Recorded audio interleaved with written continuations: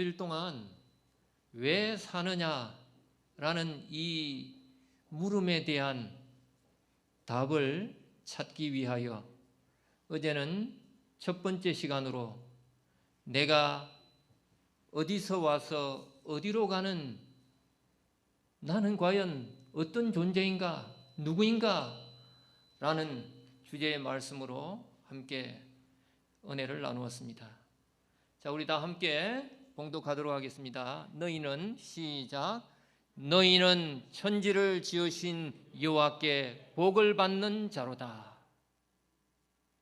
우리가 성경은 다 누구라고 말하느냐면 하나님께서 천지를 창조하실 때 이 땅에 하나님의 복을 받는 자로 이 땅에 나게 하셨다는 것입니다. 사람이란 헬라어로 위를 보는 존재, 안스로포스인데 다시 말하면 하나님께서 흙으로 사람을 빚으시고 그 코에 생기를 불어넣은 구약의 히브리어 이 아담이 위를 보며 살아갈 때에 비로소 사람다운 사람으로 살아간다는 것입니다. 그래서 우리는 하나님 안에 있을 때에 진정한 복을 받는 사람이 된다고 말씀하십니다. 오늘은 두 번째 시간, 그러면 우리가 어떻게 살 것인가? 사람들은 어떻게 살고 싶으십니까? 라고 물으면 대부분 다 잘 살고 싶다고 그래요. 성공하며 살고 싶다는 것입니다. 성공하는 인생이라는 게 무엇일까요? 인터넷 유머 가운데 세대별 성공이라는 글이 있었습니다. 10대에는 돈 많은 아버지가 있으면 성공입니다. 난 아무것도 없어도 부모 잘 만나면 부모가 비싼 과외도 시켜주고 좋은 옷 입히고 하고 싶은 거 마음대로 하고 이렇게 다 해주기 때문에 좋은 부모를 둔 것이 성공이라는 것입니다. 20대에 올라가면 좋은 학교를 졸업한 학벌이 좋으면 성공이라는 거예요. 우리나라도 그런 것 같아요. 똑같은 연예인을 하고 가수를 하고 배우를 해도 서울대 출신이면 사람들이 벌써 다르게 보는 경우가 얼마나 많은지 모릅니다. 30대에는 좋은 직장에 취직해서 다니고 있으면 성공이라는 것입니다. 좋은 대학을 나와도 직장이 좋지 않은 곳에 다니고 있으면 그때부터는 또 사람들의 보는 눈이 달라지는 것입니다. 40대에는 사람들이 모여서 함께 먹고 회식을 할 때 그 다음에 또 가서 마음껏 자기 돈으로 내고 쓸 수 있는 정도의 사람이 되면 성공한 사람이라는 거예요. 때로는 가족도 좀 생각해야 되고 살림도 좀 생각해야 되고 이것저것 생각하면 그렇게 하지 못하지만 경제적으로 넉넉한 여유가 있는 사람은 그것을 마음대로 할 수 있기 때문에 이 세상에는 성공이라고 이야기한다는 것입니다. 50대에는 공부 잘하는 자녀가 있으면 성공이라는 것입니다. 이제 나이를 좀 먹으면 그 다음에는 주제가 어디로 옮겨가느냐 하면 자녀에 대한 주제로 많이 옮겨가요.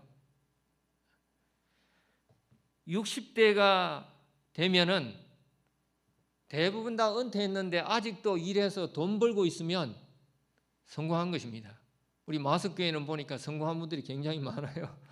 평생 건강이 허락한 한 일할 수 있는 분들이 굉장히 많으시니까 그것도 축복입니다. 70대에는 건강해서 내 하고 싶은 건 마음대로 할 수 있으면 그 자체만으로도 성공이라는 것입니다. 제가 지금 이제 50대 중반인데 벌써 이곳저곳이 조금씩 이상이 생기기 시작해요. 두세 달 전에는 몇 달 동안 50견이 와가지고 회전근염 때문에 계속 침 맞고 주사 맞고 치료받으러 다니다가 겨우 나왔습니다. 근데 그러고 나니까 또 다른 관절 쪽에 조금씩 통증이 생겨요. 나이를 잡숫고 연세를 드셔도 건강하기만 하면 그 자체가 성공이라고 사람들은 생각합니다. 80대가 되면 본처가 밥만 차려줘도 성공이라는 것입니다. 밥 얻어먹고 계시는 분들 계시면 성공한 겁니다. 90대가 되면 누군가가 자기에게 일부러 전화해 주는 사람만 있어도 성공이라는 것입니다. 아는 사람님이 먼저 가거나 혹은 다 각자 자기 일이 바빠서 연락을 하지 않고 사는데도 여전히 그 나이에 찾아와서 전화하고 안부를 묻고 만나는 사람이 있다면 그게 정말 성공한 인생이라는 거예요. 마지막으로 100대가 되면 아침에 자고 일어나서 눈만 잘 떠도 성공이라는 것입니다. 자, 사람들은 성공하는 것에 대하여 관심이 많아요. 성공하기 위하여 삽니다. 그리고 그 성공이 때로는 전부인 것처럼 살아갈 때도 있다는 것입니다. 짐 베커라는 유명한 목사님이 내가 틀렸었다라는 책을 썼습니다. 이 책에서 이 목사님은 이렇게 고백했습니다. 나는 내가 몇 년 동안 진정한 복음이 아니라 하나님은 우리가 부자가 되기를 원하시고 크리스찬들은 하나님의 자녀 곧 왕의 자녀들이라 주장하면서 왕의 자녀들이 이 세상에서 최고의 것을 가지지 말아야 하느냐고 묻는 듯 협잡 복음을 선전하는 데 기여했다는 것을 깨달았다. 나는 성경을 공부하면서 성공 복음이 성경 말씀의 방향과 일치하지 않는다는 것을 인정해야만 했다. 내가 많은 사람들을 잘못 인도했다는 것을 깨닫고는 마음이 무너졌다. 심지어는 우리가 믿음 안에서도 성공이 최우선 목적인 것처럼 목표인 것처럼 생각하고 그것이 곧 복음인 것처럼 가르치고 배우면서 살아가는 것은 잘못된 믿음이요 성경의 진리라는 사실을 깨달았다고 이 목사님이 고백했다는 것입니다. 사실 이 왜 사느냐고 묻거든이라는 이 제목은 독일의 작가인 루이제 린저라는 분이 쓴 책의 제목입니다. 제가 군대에 있을 때 이 책을 읽었는데 이 책을 읽으면서 참 많은 생각을 했어요. 근데 이분은 이 책에서 사람이 자기 개인의 이익, 욕망에 집착하면서 대부분 살아간다고 이야기합니다. 다시 말하면 성공한 인생이라는 이 관점도 자기의 이익과 욕망의 관점에서 바라보고 그것을 위하여 몰두하며 살아갈 때가 많이 있다는 것입니다. 진정한 성공은 그런 것이 아니라고 말씀하셨어요. 하나님께 복을 받을 자로서 이 땅에 태어나게 하신 하나님의 자녀의 성공은 전혀 다르다고 말씀하십니다. 사람이 사람으로 태어나서 동물과 다른 점이 뭘까요?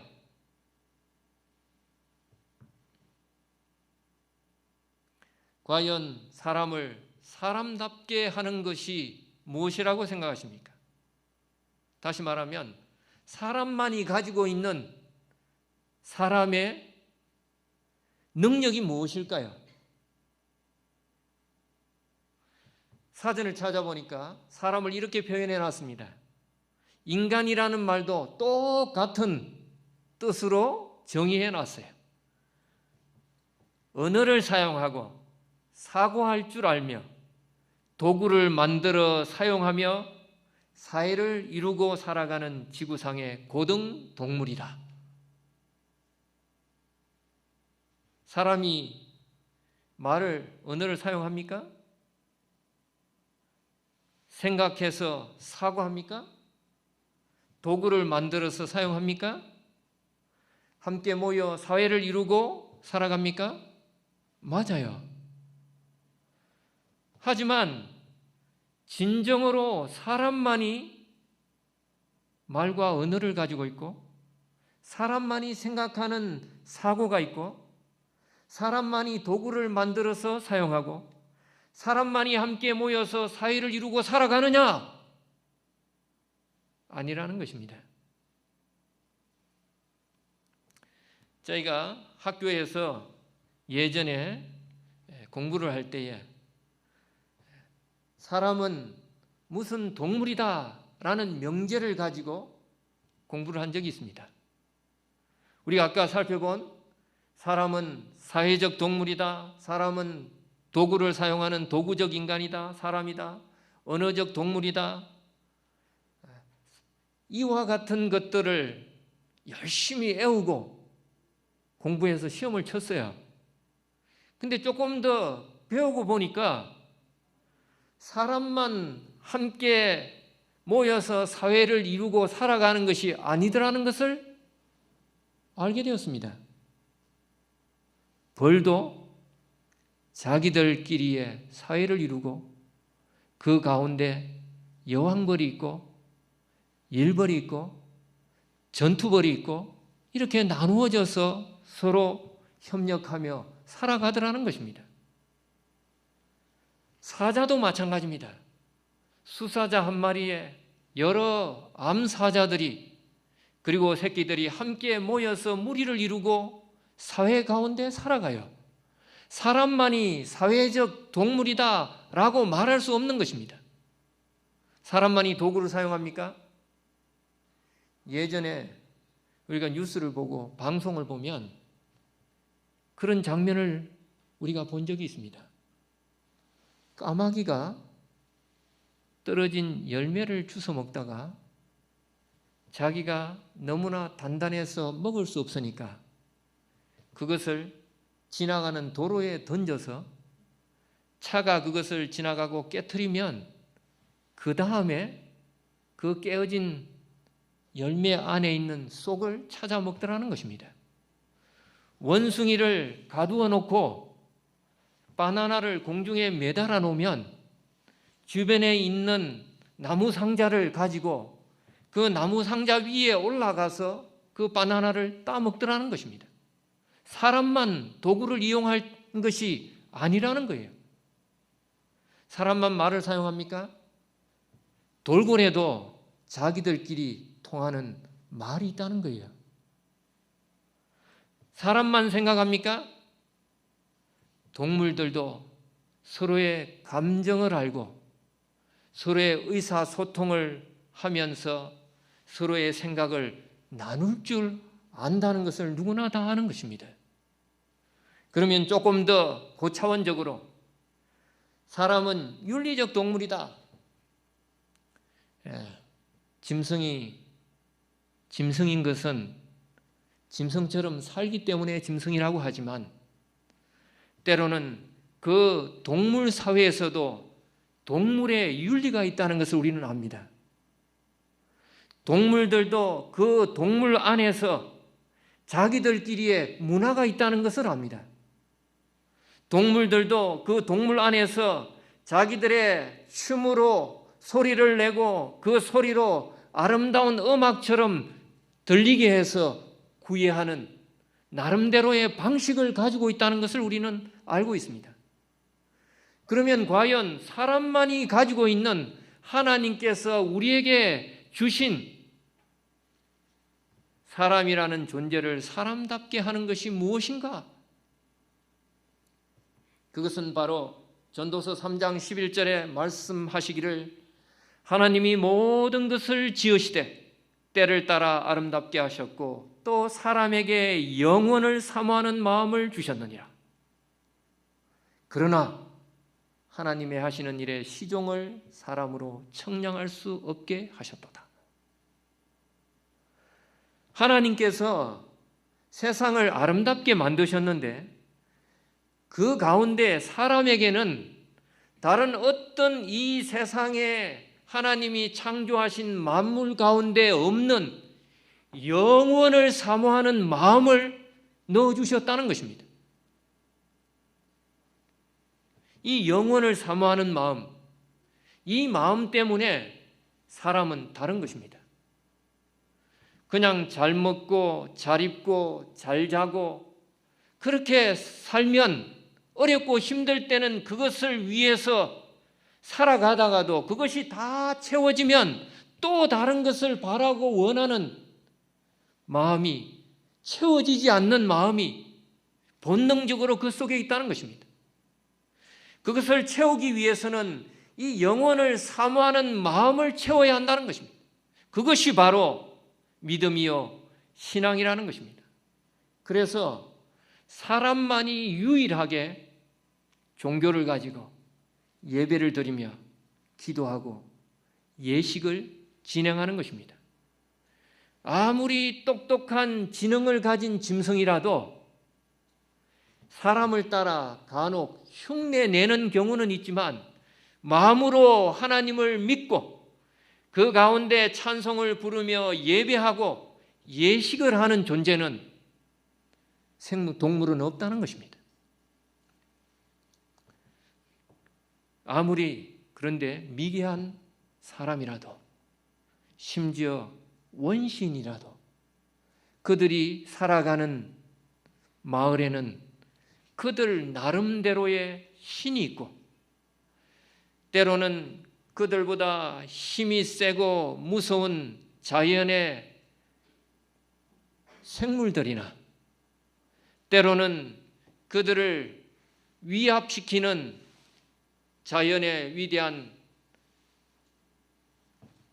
돌이나 나무나 또 다른 그 무엇을 신앙으로 받아들이는 원시 자연 종교를 가지고 있더라는 것입니다. 심지어는 사람을 잡아먹던 미개한 식인종들도 그들의 신앙을 가지고 있었다는 것입니다. 제가 러시아에 선교사로 다녀와서 암이라는 판정을 받고 아산병원에서 수술을 받게 되었습니다. 수술하기 전에 담당 주치의가 상담을 하면서 수술 동의서에 사인을 하라고 하는데 사인하기 전에 뭐라고 그래요? 수술하다가 이렇게 될 수 있습니다. 잘못되면 위험합니다.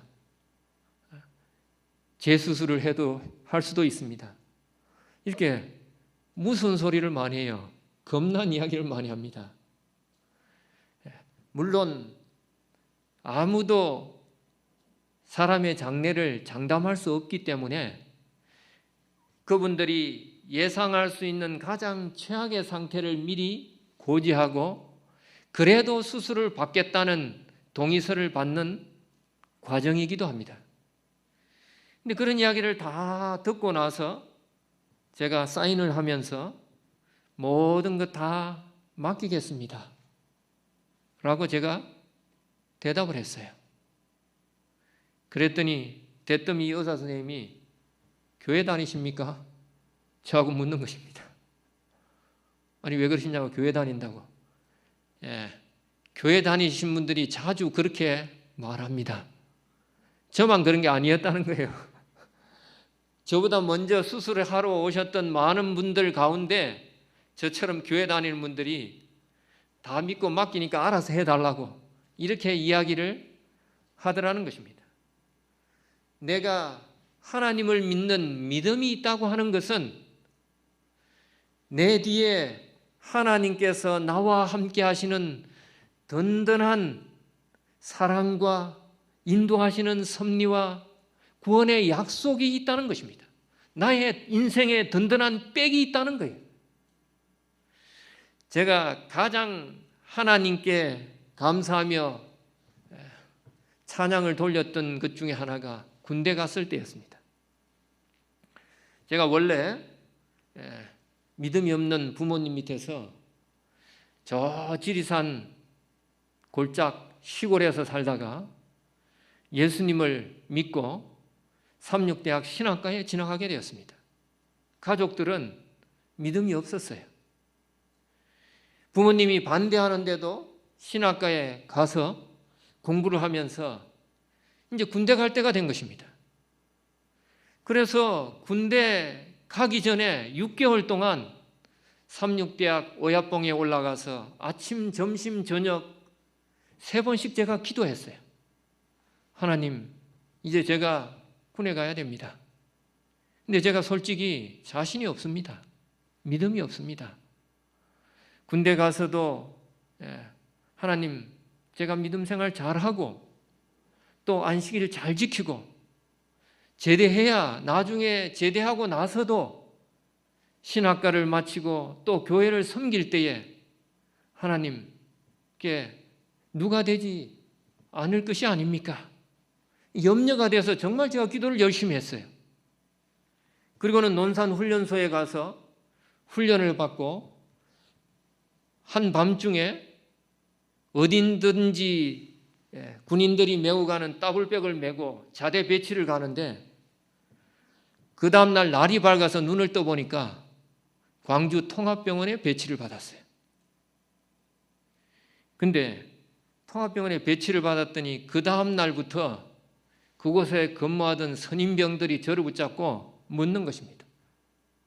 너 돈 얼마나 쓰고 이쪽으로 왔어? 누구 벽으로 여기 왔어? 저는 저희 아버지가 군대 갈 때 남들이 다 가는 군대 잘 갔다 오라고 안방 문 열고 얼굴만 한 번 보고 잘 가 손 흔들고 그냥 들어가 버리셨어요. 정말 백도 없고 힘도 없고 돈도 없는데 유일하게 제게 백이 있다면 6개월 동안 하나님께 정말 열심히 기도했다는 것, 그것밖에 없었습니다. 내가 하나님을 믿고 하나님 안에서 그분을 의지하며 살아간다는 것은 이처럼 나의 인생에 든든한 구원의 하나님이 나와 함께 하신다는 것을 약속하신다는 것입니다. 우리의 영혼을 사모하는 마음은 돈이 많다고 채워지는 것이 아니에요. 돈 많으면 잘 삽니까? 그러면 돈 많은 사람은 다 행복할 것 같아요. 하지만 그렇지 않습니다. 돈이 있는 사람은 더 많이 결국은 그렇게 돈이 많고도 현대그룹의 넷째 아들은 스스로 자기의 목숨을 끊고 우리 대한민국에서 가장 돈 많은 집안인 삼성그룹의 이건희 회장 집안은 그분이 살아생전에 한국의 재력순위 1순위는 아버지요 3순위는 그 아들 이재용 부회장이었지만 지금 그 아들은 이혼한 후에 감옥을 드나들면서 살아가는 것을 봅니다. 그 아버지는 오랫동안 췌장암 투병을 하다가 결국은 죽으면 장래에 일어날 일들에 대한 염려 때문에 몇 년 동안이나 식물인간으로 연명치료를 하면서 목숨을 유지하다가 사람 아닌 사람인 것처럼 살았어요.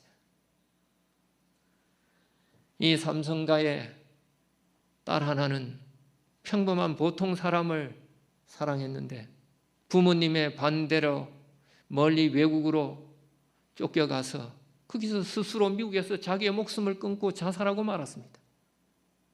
큰딸도 지금 이혼 소송 중이에요. 돈만 많다고 행복한 것이 아니라는 사실을 우리는 분명하게 알고 있습니다.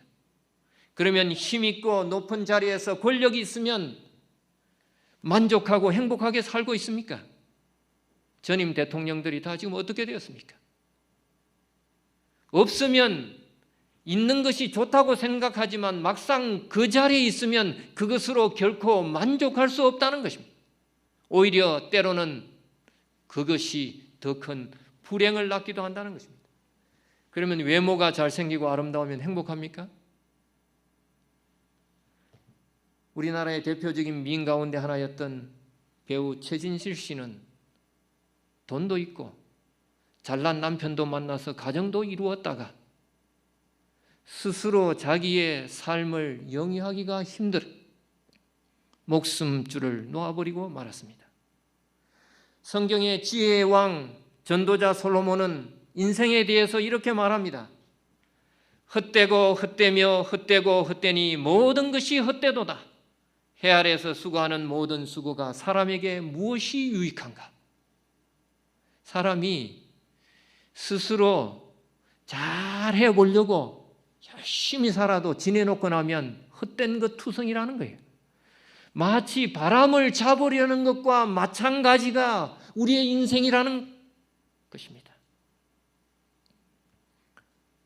그래서 이 솔로몬은 이렇게 말했습니다. 전도서 2장 24절, 사람이 먹고 마시며 수고하는 가운데 심령으로 낙을 누리게 하는 것보다 나은 것이 없나니 내가 이것도 본즉 하나님의 손에서 나는 것이로다.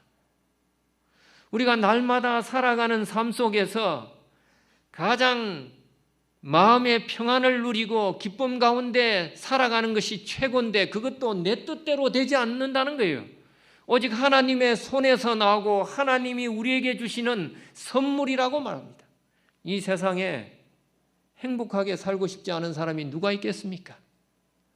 잘 살고 싶지 않은 사람이 누가 있겠습니까? 하지만 내 뜻대로 되지 않는 것이 인생이라는 것입니다.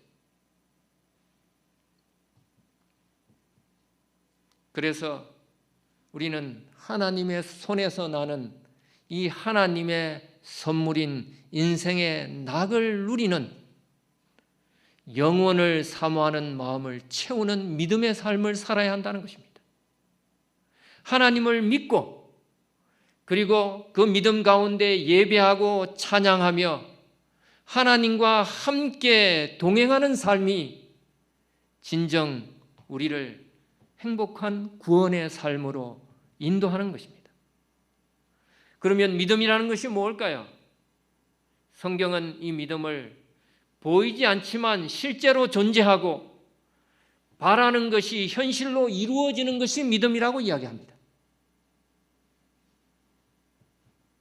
그리고 이 믿음이 없이는 하나님을 진정으로 기쁘시게 못하는데, 믿음은 어려운 것이 아니라 하나님이 오늘도 살아계신다, 그리고 내가 진실로 하나님 앞에 나아가기만 하면 하나님이 나에게 상 주시는 분이십니다 라는 것을 믿는 것이 믿음입니다.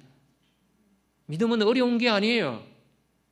하나님은 살아계시고 내가 진실로 하나님을 믿고 하나님 앞에 나아가기만 하면 하나님은 나를 홀로 버려두지 아니하시고 나를 그분의 품으로 안으셔서 나에게 그분의 상으로 채워주신다는 것입니다. 그것을 믿는 것이 믿음입니다. 한 어린 아기를 키우는 엄마가 있었습니다. 이 엄마가 어릴 때는 그냥 누워 있었는데 조금 크고 기어다닐 때까지만 해도 괜찮았는데 이제는 서서 기어다니다가 일어서니까 손에 잡히는 대로 다 끄집어내서 온 방을 다 엉망으로 만드는 거예요. 그래서 잠시도 이 아이를 홀로 내버려 두지를 못하는 것입니다. 그래서 이 어머니가 잠시 집을 비울 일이 생겼는데 어떻게 할까 하다가 집을 다 정리해서 이 아이가 손이 닿지 않는 곳에 다 올려놨어요. 그리고는 밖에 나가서 부랴부랴 볼일을 보고 왔습니다. 그런데 집에 왔더니 여전히 집이 엉망진창이에요. 자기가 분명히 다 올려놨는데 부엌에 서랍장 그리고 화장대, 저 아이는 일어서도 저 위치에 손이 닿지 않는데 어떻게 저것이 이렇게 내려와서 이렇게 엉망진창이 되었을까? 이 엄마가 궁금해하면서 쳐다보니까 이 어린 아기가 어떻게 하느냐면 자기가 끌고 다니는 의자를 가져다가 자기가 만지고 싶은 곳 앞에 놓고는 그 의자 위에 올라가서 그것을 만져서 끄집어내서 엉망진창으로 만든 거였어요. 믿음이란 바로 이와 마찬가지입니다. 내가 닿지 않는 손에 있는 또 다른 세상과 나를 창조하신 그 하나님을 손이 닿게 하고 만나게 하고 만질 수 있도록 만들어주는 나의 영적인 의자가 바로 이 믿음이라는 것입니다. 그것을 보여주는 성경에 이런 이야기가 있습니다. 누가복음 19장 3절 6절에 보면 세리장 삭개오라는 사람이 나옵니다. 이 사람은 키가 작은 사람이었어요. 그런데 하루는 자기가 사는 동네에 그 당시 유다 팔레스타인 지방에 떠들썩하게 신두롬처럼 사람들의 입에 오르내리고 큰 센세이션을 일으키던 예수라는 사람이 자기 동네에 온다는 소문을 들었습니다. 과연 예수라는 분이 어떤 분이실까 궁금했어요. 그래서 예수님이 오신다는 그 날짜에 자기도 예수님을 만나러 나아갔습니다. 근데 막상 예수님을 만나기 위해서 갔는데 자기 앞에 길과 온 천지에 자기보다 키가 큰 많은 사람들이, 군중들이 몰려 있어서 예수님을 바라볼 수 없었어요. 예수님을 보고 싶은데 자기의 키로는 예수님의 얼굴은 고상하고 머리카락 한 자락도 볼 수 없는 것입니다. 그래서 이 삭개오가 어떻게 했느냐면 바로 주변에 있는 돌 무화과 나무에 올라갔습니다. 누가요? 세리장이면 요즘 말로 하면 지방 세무서장 적어도 정도는 돼요. 근데 이 사람이 지방 유지인데 나무 위에 타고 올라가서 그 나무 위에서 예수님을 보니까 예수님이 보여요, 안 보여요? 예수님이 보이는 것입니다. 그 예수님을 열심히 보고 있는데 갑자기 예수님이 이 나무 위에 삭개오를 보면서 삭개오야 내려오너라. 내가 오늘 너희 집에 유하여야 하리라. 그 예수님의 말씀을 듣고 기뻐하면서 나무에서 내려와 예수님을 영접했습니다. 이것이 바로 믿음이에요. 내 현재의 상태로는 보이지 않는 또 다른 세상에 있는 하나님과 나를 사랑하시는 그 예수 그리스도를 볼 수 있도록 나를 그분 앞으로 인도하는 것이 바로 이 믿음이라는 것입니다. 그것은 삭개오가 나무를 올라가서 예수님을 바라보듯이 이 세상의 눈으로 예수를 보지 아니하고 하나님의 말씀하신 이 진리를 통하여 믿음으로 예수를 바라볼 때에 우리는 그 말씀 속에서 그분을 기쁨으로 영접할 수 있는 믿음이 생겨나는 것입니다.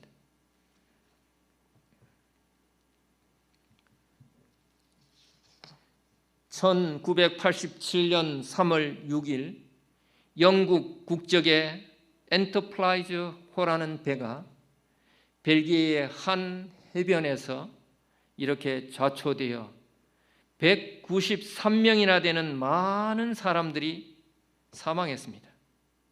그 가운데 4명은 실종되고 그리고 많은 선원들도 함께 목숨을 잃었습니다. 그런데 이 사고에서 유일하게 최연소로 태어난 지 9개월밖에 안 된 어린 아기가 살아났어요.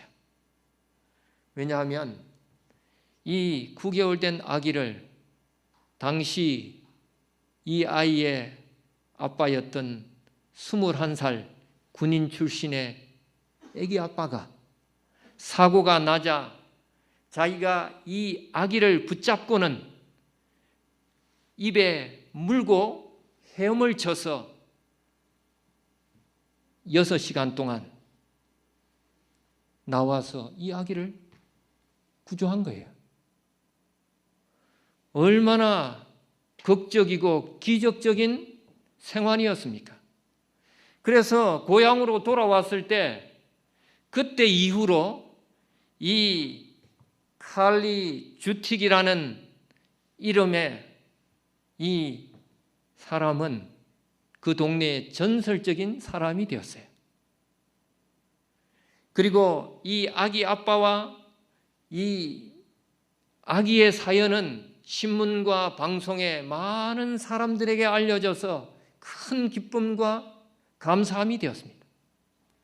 그런데 34년이 흐른 2021년 올해 이 칼리 주택이 영국의 자기의 집에서 갑작스럽게 죽고 말았어요. 왜냐하면 허랑방탕하게 살고 약물에 중독되어 급사한 것이었습니다. 어떻게 살았는데 아버지가 죽을 둥 살둥 자기의 목숨을 버리듯이 이 아기 많은 살리기 위하여 그렇게 애써서 귀한 생명을 살려놨는데 이 귀한 삶을 허랑방탕하게 살다가 값없이 헛되이 죽고 말았다는 것입니다. 우리는 나에게 주어진 이 귀한 삶을 정말 잘 살아야 돼요. 그러기 위해서 우리는 반드시 하나님 안에서 하나님을 믿고 의지하며 살아야 한다는 것입니다. 왜 우리가 하나님을 믿어야 합니까? 성경은 이렇게 말합니다. 하늘에 전쟁이 있으니 미갈과 그의 사자들이 용으로 더불어 싸울세 용과 사자들도 싸우나 이기지 못하여 큰 용이 내어 쫓기니 옛뱀 곧 마귀라고도 하고 사단이라고도 하는 온천하를 꿰는 자라 땅으로 내어 쫓기니 그의 사자들도 저와 함께 내어 쫓기니라. 우리가 왜 하나님을 믿어야 하냐면 내가 알게 모르게 나는 하나님을 믿는 사람과 믿지 않는 사람 이 두 종류의 가운데 한 부류의 사람이 되어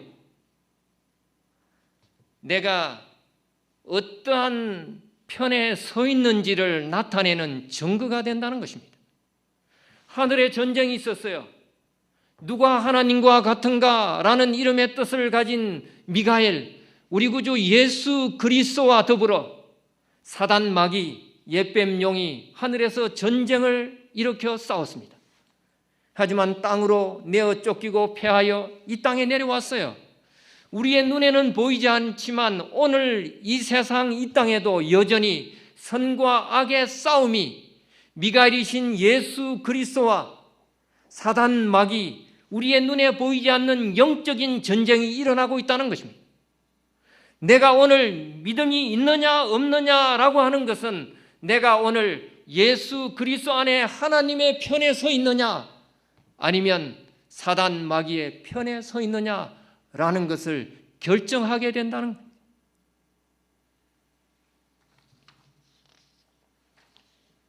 우리가 세상의 동물들을 살펴보다 보면 신기한 것을 발견합니다. 왜냐하면 실제로 존재하는 생물도 신기한 것들이 많지만 사람들의 상상 속에 존재하는 가상의 동물들도 있어요. 광화문 입구에 있던 해태, 해태는 존재하지 않습니다. 불사조도 마찬가지고 봉황도 마찬가지고 그 가운데 뭐가 있어요? 용이 있어요. 용은 실제 존재하지 않는 가상의 짐승입니다. 그런데 용만 신기하게도 동양과 서양을 떠나 온 세상의 대부분의 인종들이 이 용의 존재를 믿고 있다는 거예요. 서양에서 이 용은 불길한 존재로 등장합니다. 악한 존재로 등장해요. 하지만 이 동양에서는 용은 상스러운 길한 가상의 동물로 나타난다는 것입니다. 용궁에서부터 시작해서 용왕, 개천에서 용 났다라는 말까지 심지어 중국의 문화 가운데는 용을 숭상하는 문화가 얼마나 많이 있는지 몰라요. 옛날 우리나라에도 왕을 용에 비유하기도 했습니다. 왕이 흘리는 눈물을 용루라고 이야기하고, 그런데 실제로 존재하지도 않는데 사람이 사는 곳은 어디든지 대부분 다 이 용의 존재를 믿고 있다는 거예요. 왜냐하면 이 땅에는 우리가 알지 못하는 사이에 또 다른 영적인 악한 힘이 존재하고 있다는 것을 성경은 분명하게 이야기하고 있습니다. 땅으로 내어 쫓긴 이 용이 하나님이 보시기에도 가장 의롭고 정직했던 욥을 이 땅에서 시험했습니다. 그리고 지금도 마찬가지라고 성경은 이야기합니다. 요한계시록 12장 17절에 용이 하나님의 백성과 더불어 싸우려고 바다 모래 위에 섰더라 라고 고백했어요. 우리의 눈에 보이지 않지만 나는 내가 어떠한 믿음을 가지고 있느냐에 따라서 하나님의 편에 서든지 용의 편에 서든지 사단 마귀의 자녀가 되든지가 결정된다는 것입니다. 두 번째는 내가 하나님의 자녀인가, 진화론처럼 원숭이의 후손인가 라는 것을 내 믿음이 결정해요. 하나님을 믿는 순간 하나님이 가장 사랑으로 이 땅에 창조하시고 하나님의 모든 축복을 약속하신 그분의 생명까지 바치신 가장 고귀한 존재가 되지만 하나님을 거절하고 믿음을 거부하는 순간 나는 이 세상의 원숭이의 자손 중에 하나가 된다는 것입니다. 하나님은 분명히 사람을 자기의 모양과 형상대로 창조하신 하나님의 가장 고귀한 존재라고 우리에게 말씀하셨습니다. 또한 이 믿음은 나의 생명과 사망, 복과 화를 결정한다고 말합니다. 하나님은 우리를 사랑하셔서 독생자 예수 그리스도를 주심으로 저를 믿는 자 누구든지 멸망치 않고 영생을 얻게 하셨다고 말씀하셨습니다. 하나님이 어떠한 사랑으로 우리를 사랑하셔서 하나님의 자녀로 삼으셨는지 그 사랑을 확증하셨다고 말씀하셨습니다. 하지만 죄의 싹은 우리에게 사망이 되고 그 사망은 우리에게 영원한 멸망을 말하고 있습니다. 내가 믿음이 있으면 하나님의 구원받는 자녀이지만 내가 하나님을 거절하는 순간 나는 영원한 죄로 말미암아 죽을 수밖에 없는 사망의 몸이 되는 것입니다. 로마서 8장 5절 6절에는 말합니다. 육신을 쫓는 자는 육신의 일을, 영을 쫓는 자는 영의 일을 생각하나니 육신의 생각은 사망이요 영의 생각은 생명과 평안이니라.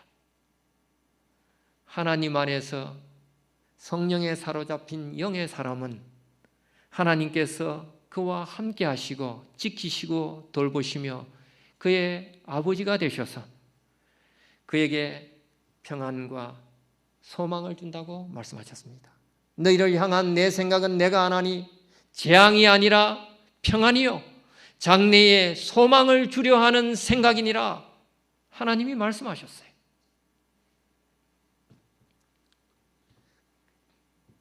천의 손이라고 불리는 벤카슨 박사가 있습니다.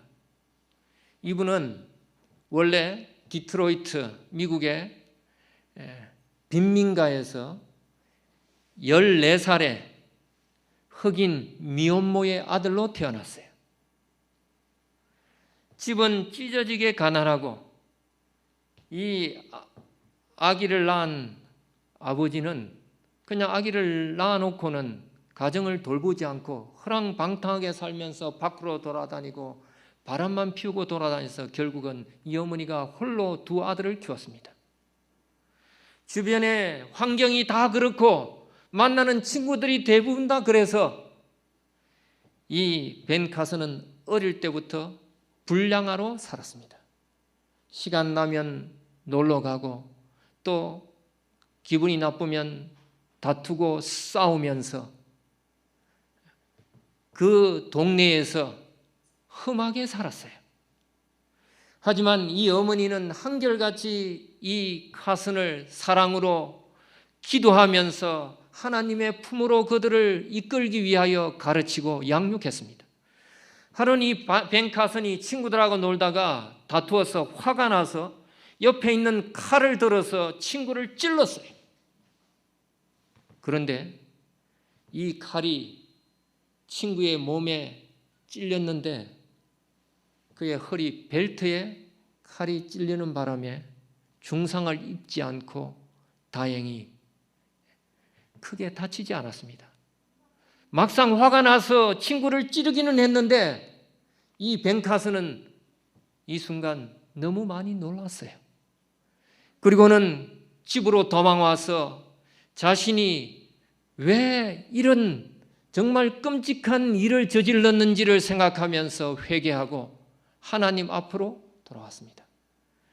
그리고 어머니의 믿음의 기도와 지도를 따라 열심히 책을 읽고 공부해서 학교의 낙제 학생이었던 이 벤카슨이 초등학교를 졸업하고 중학교를 졸업하고 고등학교를 졸업할 때는 장학생이 되었어요. 그리고는 예일 대학에 입학해서 심리학과 공부를 마치고 존스 홉킨스 의과대학에 진학해서 소아신경외과 의사가 되었습니다. 그리고 33살의 나이에 최연소 소아신경외과의 과장이 되었어요. 세계 최초로 몸이 붙어서 태어난 두 아이 샴 쌍둥이를 분리하는 수술에 성공을 했습니다. 그 당시 이 대학의 많은 의과 대학생들이 자기의 방에 이 벤카슨 박사의 사진을 붙여놓고 자기도 그런 의사가 되고 싶다고 생각하면서 공부했어요. 이 벤카슨은 신실한 제7일 안식일 예수 재림 교인이었습니다. 그는 항상 고백합니다. 오늘의 나를 있게 한 것은 어머니의 눈물의 기도와 하나님의 인도하심 덕분이었다. 이분이 의사에서 은퇴하고 난 다음에 트럼프 대통령과 함께 공화당 대선 후보로 경선에 나와서 아깝게 떨어지고 국토주택개발부 장관으로 역임하다가 올해 초에 은퇴했어요. 우리는 때로 나의 삶이 만족하지 않을 때가 있습니다.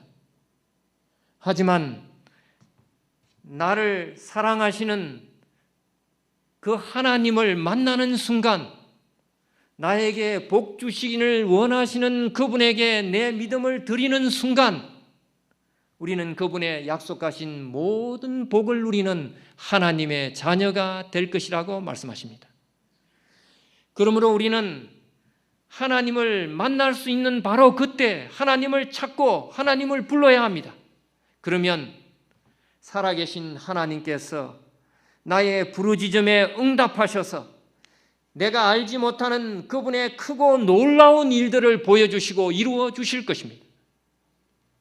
오늘 이 저녁 이 하나님 앞에 나아가 겸손히 나의 믿음을 드리고 하나님을 믿는 믿음으로 살아가기를 결심하는 저와 우리 모두가 되기를 간절히 바라면서 말씀을 마치도록 하겠습니다.